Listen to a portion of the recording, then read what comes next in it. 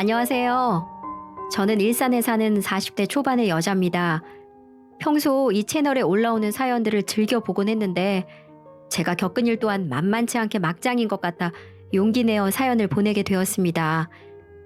운 좋게 유복한 집안에서 태어나 평탄한 삶을 살 줄 알았는데 이런 비극을 겪을 줄은 전혀 몰랐어요. 제게 비극을 선사한 사람이 누구냐고요? 그건 다름 아닌 남편과 시누이랍니다. 어찌된 일인지 지금부터 한번 말해볼게요. 어릴 적 저희 아빠는 자동차 정비 일을 하셨어요. 초등학교까지밖에 나오시지 못한 아버지는 엄마와 저를 먹여 살려야 한다는 일념으로 미친 듯이 일만 하셨죠. 어릴 땐 주말에도 집에 들어오지 않는 아버지가 원망스러웠는데 저희를 위해서였다는 걸 생각하니까 마음이 찡하더라고요.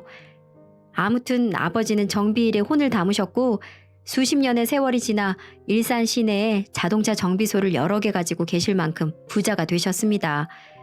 그 덕분에 저 역시 유복한 집안에서 안전하게 자랐고요. 남편과 만난 것도 자동차 정비소에서였어요. 아버지가 운영하는 자동차 정비소 지점 하나에 괜찮은 사람이 들어왔다는 말을 줄곧 듣곤 했는데 호기심이 생겼던 저는 그 지점에 종종 들러 남편과 자연스럽게 친해지게 되었죠. 제가 사장의 딸이라는 점 때문이긴 하겠지만 초면임에도 서글서글한 웃음을 지으며 다가와 친근하게 말을 걸어주었거든요. 그 모습에 저 역시 호감을 느꼈어요. 평소 낯을 가리는 성격인지라 사교적이고 적극적인 사람을 보면 호감을 느끼곤 했거든요. 남편이 딱 그런 사람이었고 저는 그런 남편을 내심 좋아했답니다. 가장 좋았던 건 남편에게서 속물적인 면이 보이지 않았다는 점이었어요. 보통은 어느 지점을 가도 제가 사장 딸이라는 점 때문에 극진한 대접을 받곤 했는데 저는 그게 굉장히 불편했어요. 물론 공주 대접을 해주는 건 고마웠지만 그건 결국 제가 아니라 아버지에게 잘 보이기 위함이었잖아요. 하지만 남편은 아니었습니다. 아버지가 아니라 저에 대한 질문을 했거든요. 제 관심사나 취향, 취미, 꿈, 목표 등에 대해 물어봤어요. 그런 사람에게 관심이 가지 않을 리가 없었어요. 심지어 이런 사람이라면 결혼을 해도 잘 살 수 있지 않을까 하는 생각마저 들었습니다. 비록 사장 딸과 말단 직원이라는 보이지 않는 신분 차이 때문에 조금 꺼려지긴 했지만 저는 그보다 강한 건 사랑의 힘이라고 생각해서 남편에게 접근했어요. 그리고 남편에게 접근해 선물을 주며 제 마음을 표현했답니다. 남편 역시 저를 좋아하고 있었는지 제 마음을 거부하진 않더라고요. 여기에서 또 좋은 게 제가 선물을 하면 반드시 보답한다는 점이었어요. 비록 평범한 직장인인지라 비싼 선물을 해주진 못했지만 제가 좋아하는 꽃다발을 안겨주거나 정성이 가득 담긴 편지를 건네주는 등의 노력을 보여주었죠. 백화점에서 파는 한정판 명품보다 편지가 더 좋았던 저는 남편에게 푹 빠져들었답니다. 그렇게 교제 후 1년, 저는 남편을 데리고 본가로 인사를 갔어요. 맨 처음 저희 집에 갔을 때 으리으리한 집을 보고 눈이 휘둥그레지던 남편의 얼굴이 아직도 생생하게 기억이 나네요. 아무튼 저희 커플은 부모님 앞에 앉아 계획을 말씀드렸습니다. 엄마, 아빠, 저희 결혼할 거예요. 사계절 동안 이 사람이랑 지내봤고 결혼하면 잘 살 수 있겠다는 확신이 들었어요. 그러니까 허락해 주세요. 제가 먼저 입을 열자 옆에 있던 남편 역시 저를 행복하게 해주겠다며 포부를 말했답니다.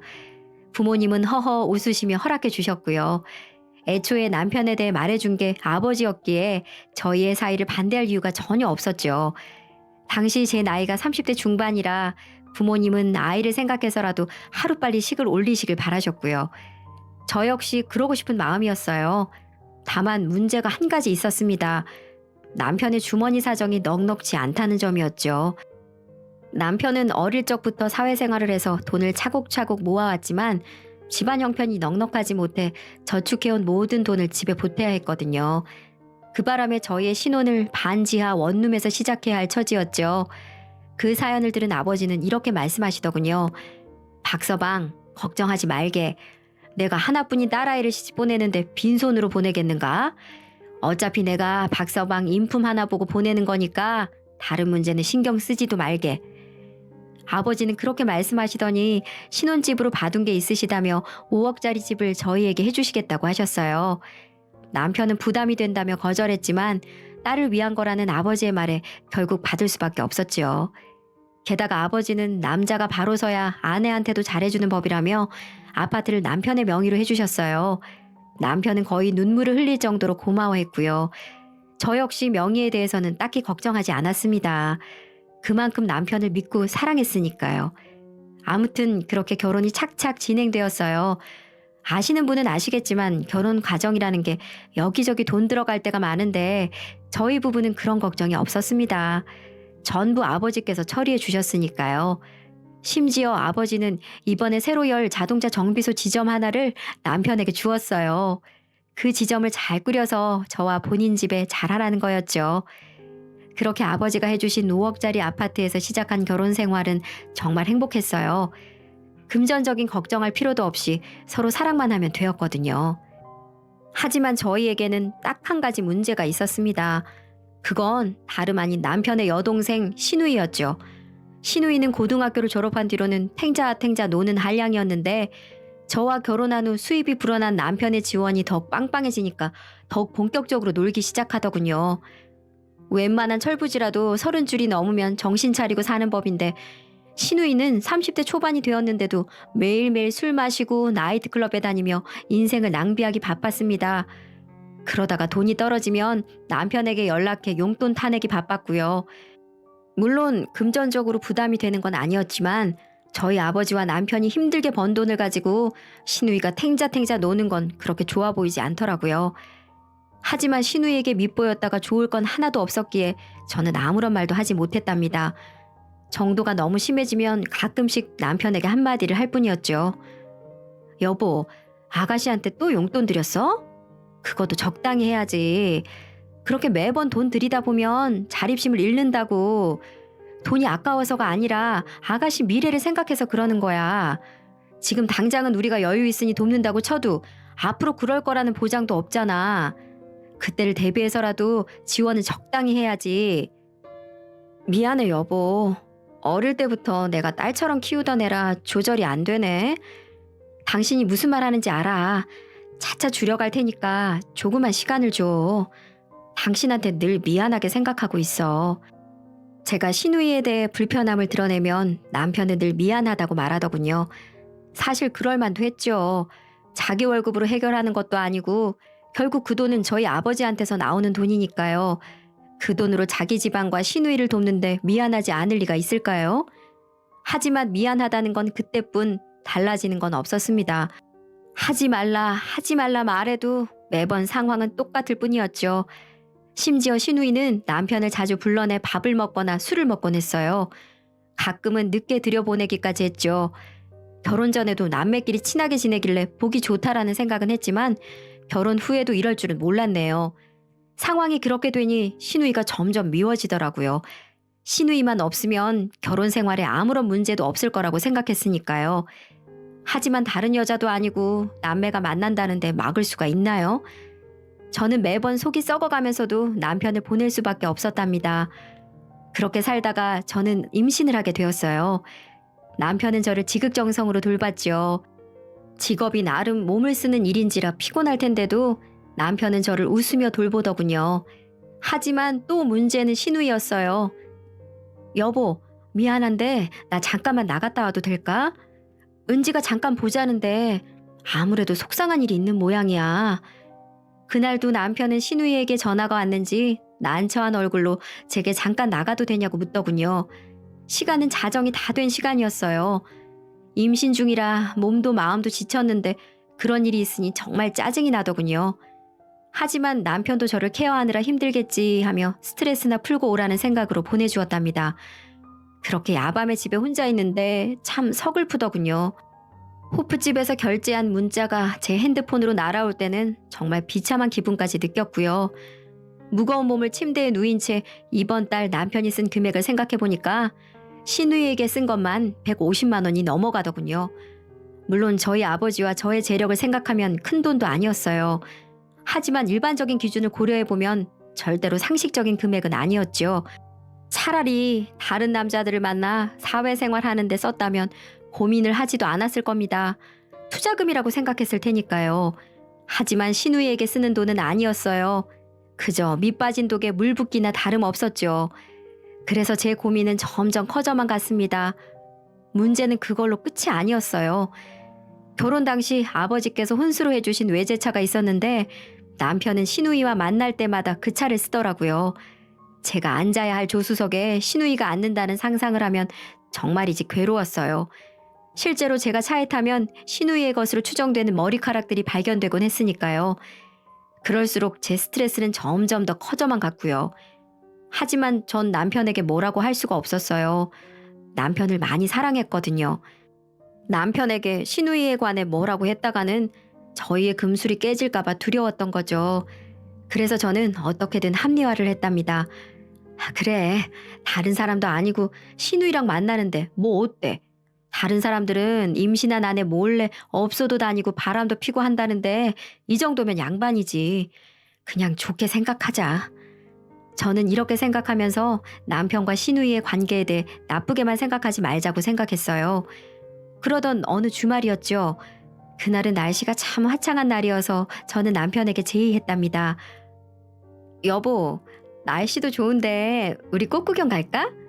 호수공원 근처에 자주 가던 돈가스 집도 가고. 무거운 몸 때문에 집에만 있던 게 답답했던 저는 남편에게 호수공원에 꽃구경을 가자고 했어요. 하지만 남편은 난처한 얼굴로 말하더군요. 아, 이거 어쩌지? 은지랑 선약이 있는데 꽃구경은 다음 주에 가면 안 될까? 은지가 좀 우울하다고 해서. 또 그놈의 시누이였습니다. 그쯤 되니까 정말 화가 나더군요. 아이 때문에 참아왔지만 이젠 좀 말해야 할 것 같았어요. 또 아가씨야? 당신 언제까지 아가씨한테 붙잡혀서 살 거야? 당신은 이제 아가씨 오빠가 아니라 내 남편이야. 언제까지 아가씨한테 끌려다니면서 살 건데. 미안해 여보. 근데 우울하다는 걸 어떡하냐고. 최근에는 불면증 약까지 먹는다는데 어떻게 오빠가 돼서 그걸 그냥 놔둬. 당신은 당신 동생 괴로운 건 보이고 와이프 괴로운 건 안 보여? 나도 힘들어. 나도 잠도 못 잔다고. 평소 때도 아니고 자기 와이프가 임신했다는데 어쩜 그래? 최소한 주말엔 나한테 시간을 할애해야 하는 거 아니야? 어쩜 그렇게 무심하냐고. 그럴 거면 내가 아니라 아가씨랑 살아. 저는 남편에게 소리를 지르고 안방으로 들어와 버렸어요. 남편은 제게 다가와 미안하다며 사과하더군요. 그렇다고 외출을 하지 않는 것도 아니었어요. 남편은 무슨 선이라도 보는 것처럼 말끔하게 차려입더니 저를 놔두고 나가더군요. 미안하다는 말은 결국 면피를 하기 위한 말일 뿐이었어요. 솔직히 고백하자면 그날 참 많이 울었답니다. 저와 뱃속의 아이의 처지가 참 불쌍했거든요. 그러던 어느 날이었어요. 남편이 출근한 뒤 마트에 갈 일이 있어서 차를 몰았다가 접촉사고가 났어요. 상대 측 운전자의 명백한 잘못이었죠. 상대 운전자는 바쁜 일이 있어서 먼저 가지만 보험 처리는 확실하게 해주겠다고 말하면서 연락처를 남기고 사라졌어요. 집에 돌아온 저는 보험사에 제출할 영상을 찾기 위해 블랙박스를 뒤졌습니다. 그리고 저는 엄청난 충격에 빠지고 말았어요.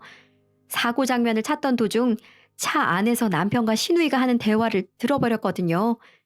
오빠, 새언니가 또 뭐라고 했어? 아유, 지겨워 죽겠다 아주. 임신 한번 했다고 얼마나 유세를 부리는지 아주 나라님이 따로 없어. 아휴, 내가 오빠 결혼할 때부터 그럴 줄 알았다. 부잣집에 장가 갈 때부터 공주님 모시고 살 줄 알았다고. 어쩌겠냐. 그 집 구석 돈 보고 들어갔으면 머슴짓이라도 해야지. 그래도 그 덕분에 이렇게 외제차도 타고 좋은 데 가서 식사도 하잖아. 그럼 된 거지. 하긴 그래 오빠.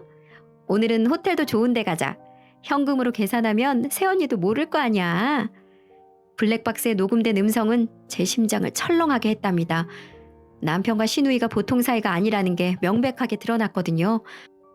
저는 제 오해일까 싶어서 이전의 영상들도 돌려보았답니다. 하지만 오해가 아니라는 게 더욱 명확하게 드러날 뿐이었어요. 남편과 시누이가 사랑을 속삭이는 말들과 적나라 고스란히 녹음되어 있을 뿐이었거든요. 손발이 벌벌 떨리고 식은땀이 줄줄 흐르더군요. 남편과 시누이가 부적절한 관계를 갖고 있다는 건 상상조차 해보지 못했었거든요. 그동안 다른 여자 만나는 것도 아니고 여동생을 만나는 건데 뭐가 문제냐 하고 생각했던 제가 정말 바보처럼 느껴졌어요. 남편은 시누이를 여자로 생각하고 있었으니까요. 남편에게 엄청난 배신감이 느껴지더군요. 저와 저희 아버지가 얼마나 많은 도움을 줬는데 그걸 전부 배신하고 신우이와 저렇게 만나 히히덕거릴 수 있었는지 믿기지도 않았고요.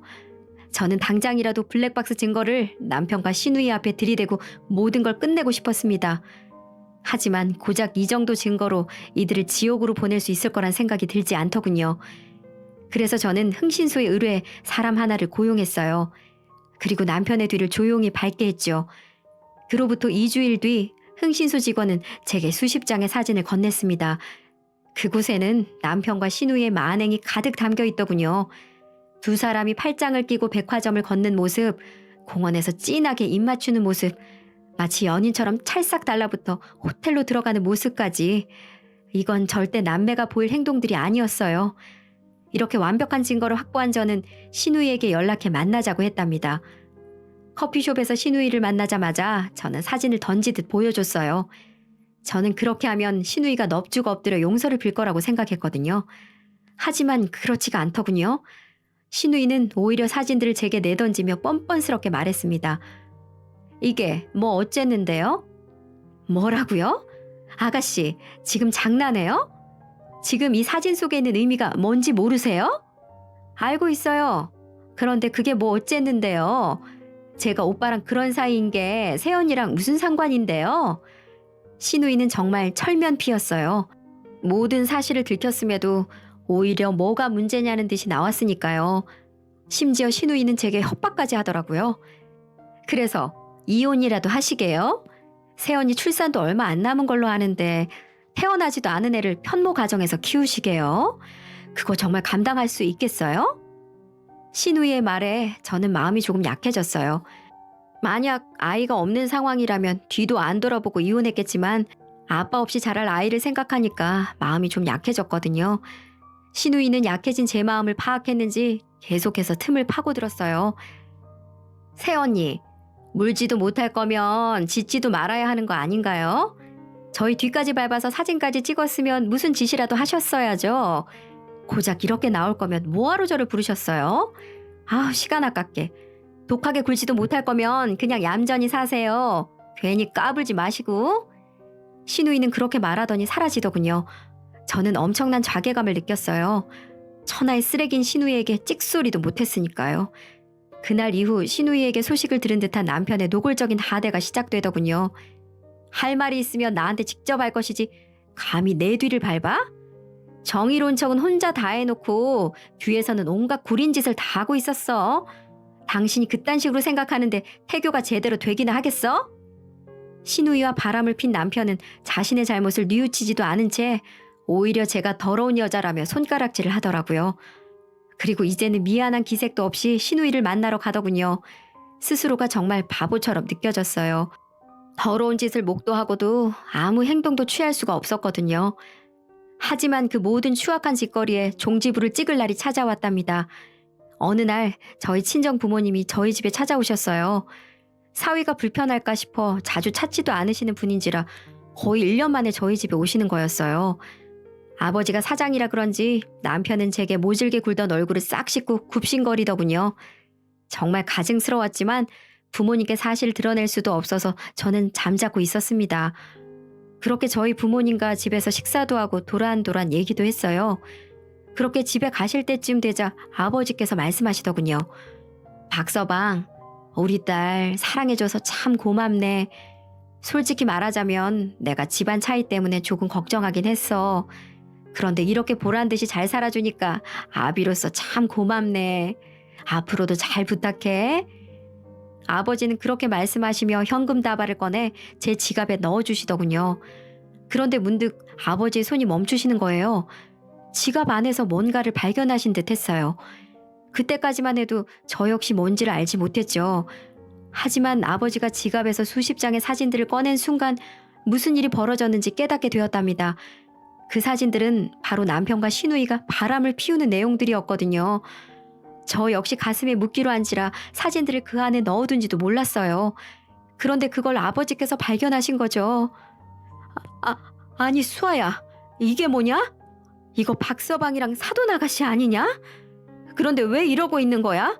박서방, 이게 대체 뭔가?